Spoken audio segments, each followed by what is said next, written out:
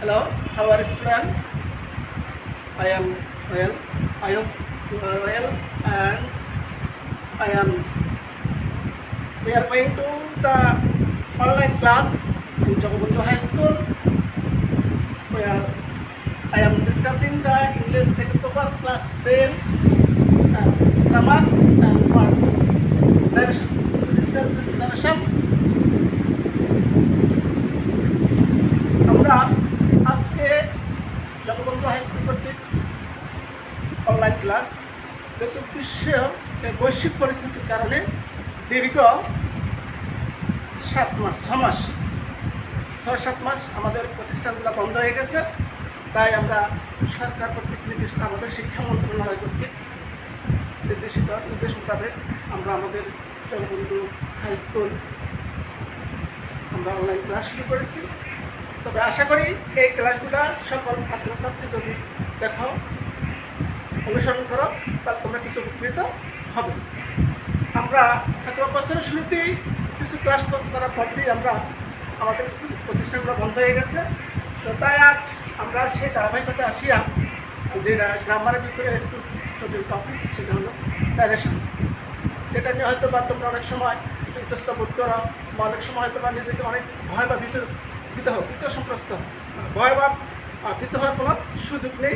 কোনো কিছু দেখলে ভয় করা যাবে না, ভয় না করে সাহস দেখে সাহসিকতার সাথে কী করতে হবে, কাজ করতে হবে। তাই আজ আমরা আর এই নারেশনটা তোমাদের আমরা 8 এবং 9 আরও করানো হয়েছে। তারপরে এই বিষয়টা তোমরা অনেক সময় একটু দুর্বল থাকো, এই কারণে আমি ক্লাসটা আবারও রিপিট করছি। তো সবগুলো রিপিট করা সম্ভব হচ্ছে না, যেগুলো বিশেষ প্রয়োজন ওগুলি আমি আলোচনা করছি। প্রথম আসি আমরা ন্যারেশন। তো ন্যারেশনে আসি আমরা সরাসরি পক্ষের মধ্যে চলে যাচ্ছি। ন্যারেশন হলো দুফক, একটা হলো ডাইরেক্ট ন্যারেশন, একটা হলো ইনডাইরেক্ট ন্যারেশন। এরপরে আমরা সেখান থেকে ডাইরেক্ট এবং ইনডাইরেক্ট ন্যারেশন করতে গিয়ে ডাইরেক্ট ন্যারেশনের অংশ থাকে দুটা। এই ন্যারেশনের অংশ হলো দুটা, একটা হলো রিপোর্টিং ভার্ব, একটা হলো রিপোর্টার স্পিচ। ডাইরেক্ট ন্যারেশনে দুটো অংশ থাকে, ইনডাইরেক্ট ন্যারেশনে একটা অংশই হবে, তবে এটা হলো কমপ্লেক্স সেন্টেন্সের ক্ষেত্রে। রিপোর্টিং ভার্ব এবং রিপোর্টেড স্পিচ আমরা শুধু আমাদের মূল ইয়েগুলো জানিয়ে আমরা আমাদের কাজে চলে যাব। তো এখানে আসি আমরা এরপরে ন্যারেশনকে আমরা আবার দুটো ভাগ করতে পারি, একটা হলো সেন্টেন্স আকারে, একটা হলো প্যাসেজ আকারে। একটা হলো সেন্টেন্স আকারে, একটা হলো কি প্যাসেজ আকারে। আর আজকে আমরা যেহেতু আমাদের পরীক্ষা বা আমরা অংশগ্রহণ করতে হয় যে ন্যারেশন দিতে হয়, ওই ন্যারেশনটা হলো কি প্যাসেজ ন্যারেশন। তো আজকে আমরা কি প্যাসেজ ন্যারেশন সম্পর্কে কী করবো, আলোচনা করব। প্যাসেজ ন্যারেশন করতে হলে আমরা সর্বপ্রথমে প্যাসেজ ন্যারেশনটি সুন্দরভাবে পড়তে হবে। সমগ্র প্যাসেজটি কী করতে হবে, পড়তে হবে। তারপরে প্যাসেজটি বক্তা ও শ্রোতা নির্ণয় করতে হবে, কে বলছে বা কে শুনছে, এই দুই জিনিস আমরা কী করতে হবে, নির্ণয় করতে হবে। বক্তা উল্লেখ না থাকলে সেই ক্ষেত্রে হি অথবা অসি, বক্তা নেই, বক্তার কোনো উল্লেখ নেই, শুধু করে যাচ্ছে, শুনেই যাচ্ছে, কিন্তু কে বলছে এটা শোনা যাচ্ছে না, তাহলে সেই ক্ষেত্রে আমরা হি অথবা সি ব্যবহার করব। তারপরে হয়েছে রিপোর্টিং ভার্ব শেষে থাকলে, যদি রিপোর্টিং ভার্ব প্রথমে নাই, খুঁজে পাচ্ছি না, কিন্তু আমরা শেষে গেছি রিপোর্টিং ভার্ব, সেই ক্ষেত্রে গিয়ে আমরা রিপোর্টিং ভার্বটা প্রথম বসাতে হবে। এটা মনে রাখতে হবে যে রিপোর্টিং ভার্ব ছাড়া কখনো ইনডাইরেক্ট ন্যারেশন করা হয় না, যায় না। রিপোর্টিং ভার্ব যেখানেই থাকুক সে প্রথম বসাতে হবে। একই বক্তা যদি পরপর থাকে, দেখা যাবে যে আমার এই প্যাসেজ ন্যারেশনে একই বক্তা, যেমন আমি করতেছি, ইউ তুমি করতেছো, এই কথাটা বারবার আসতেছে। সেই ক্ষেত্রে আসি আমরা রিপোর্টিং ভার্ব হিসাবে সেইড, আস্কড এগুলো ব্যবহার না করে সেক্ষেত্রে আমরা কী হিসেবে ব্যবহার করতে পারি, অ্যাডেড, পার্দার অ্যাডেড এগুলো ব্যবহার করতে পারি। তবে এটা ব্যবহার করা বাধ্যতামূলক। আমরা ব্যবহার না করলেও যদি মানে সেইড বা আস্কড ব্যবহার করি সেক্ষেত্রেও রাইট, কিন্তু আমরা হয়তো এটা ব্যবহার করা কি যেতে পারে বা করতে পারি, তখন আর একই ব্যক্তির জন্য একইবার ব্যবহার হলো না। এরপরে এটা হলো আমার প্যাসেজ ন্যারেশনের জন্য সবচেয়ে কয়েকটা পয়েন্ট গুরুত্বপূর্ণ করে আমি বের করার পরে আমি কী করতে পারবো, আর বাকি নিয়মগুলো সব ওই যে আমরা পড়ে আসছি, যে নিয়মগুলো পড়ে আসছি, যে রিপোর্টিং ভার্ব যদি প্রেজেন্ট অথবা ফিউচার টেন্স হয় তাহলে রিপোর্টেড স্পেসের কোনো পরিবর্তন হবে না, দ্যাট কনজাংশন যুক্ত হবে। যুক্ত করে আমরা কী করতে হবে, নারেশনটা করতে হবে। আর তো রিপোর্টিং ভার্ব যদি ফার্স্ট টেন্সের হয় তাহলে রিপোর্টেড স্পিচটা আমরা অনুরূপ ফার্স্ট টেন্স করে দ্যাট কনজাংশন যুক্ত করে, এখানে কনজাংশন দ্যাট হতে পারে, ইফ হতে পারে, টু হতে পারে, এগুলো যুক্ত করে আমরা কী যুক্ত করি, আমরা আমাদের অনুরূপ ফার্স্ট টেন্স করে আমরা কী করতে পারবো, নারেশন করতে পারবো। নিয়মগুলি আমাদের রাইট, এক্ষেত্রে আমাদের এটা রাইট, নারেশন নিয়মগুলি আমার প্রযোজ্য। তো সেক্ষেত্রে যেমন অনুরূপ টেন্স আমি আবার একটু বলে দিচ্ছি যে অথবা আমাদের মনে নাও থাকতে পারে। অনুরূপ টেন্সটা হলো যদি আমার রিপোর্টিং ভার্ব প্রেজেন্ট টেন্সে থাকে তাহলে রিপোর্টেড স্পিচের কোনো পরিবর্তন হবে না, শুধু দ্যাট কনজাংশন যুক্ত করলেই হয়ে যাবে। যেমন এর একটা উদাহরণ দিচ্ছি, তারপর আমি চলে যাচ্ছি। যেমন ওটাকে কি, হি সেইস I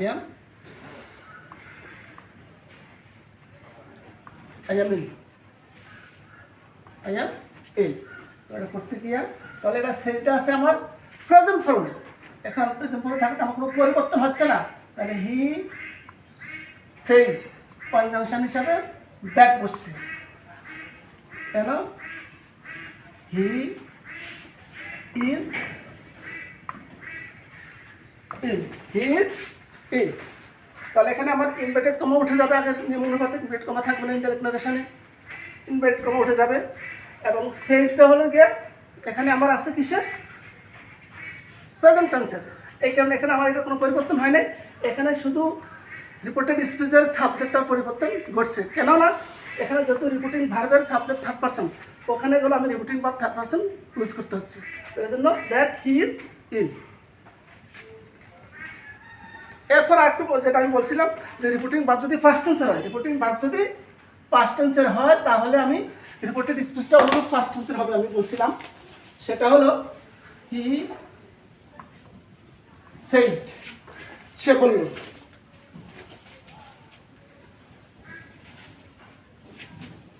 তাহলে হি সেইড এটা পাস্ট টেন্সের আছে, এটা অনুরূপ পাস্ট টেন্স, অনুরূপ পাস্ট টেন্স আমি বোঝাচ্ছি, বোঝানোর জন্য একটাই করছি,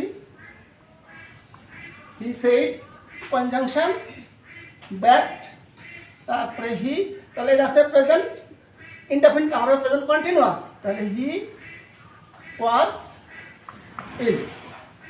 অনুরূপ টেন্সটা হলো যদি আমার এটা প্রেজেন্ট ইনডেফিনিট হয় আমি পাস্ট ইনডেফিনিট করতে হবে, প্রেজেন্ট কন্টিনিউয়াস থাকলে ফার্স্ট কন্টিনিউয়াস, প্রেজেন্ট পারফেক্ট থাকলে past perfect, present perfect continuous থাকলে পাস্ট পারফেক্ট কন্টিনিউয়াস।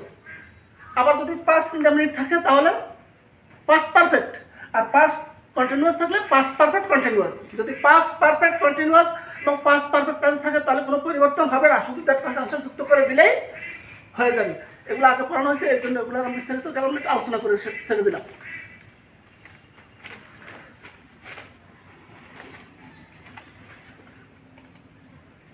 এরপরে আমরা আমাদের আরেকটু ন্যাশনাল জন্য যেমন অনেক সময় বাক্যের মধ্যে সার ব্যবহার করা হয়, ইয়েস অর নো ব্যবহার করা হয়, সেই ক্ষেত্রে আমরা কী ব্যবহার করতে পারি, যদি সার থাকে তাহলে সেই ক্ষেত্রে আমরা ব্যবহার করতে পারি ফ্লুয়েন্টলি অথবা রেসপেক্টফুলি, আর নো থাকলে আমরা রিপোর্টিং ভার্ব ব্যবহার করতে পারি কি রিপ্লাইড ইন দ্য, ইয়েস থাকলে রিপ্লাইড ইন দ্য অ্যাফার্মেটিভ, আর নো থাকলে আমরা ব্যবহার করতে পারবো রিপ্লাইড ইন দ্য নেগেটিভ।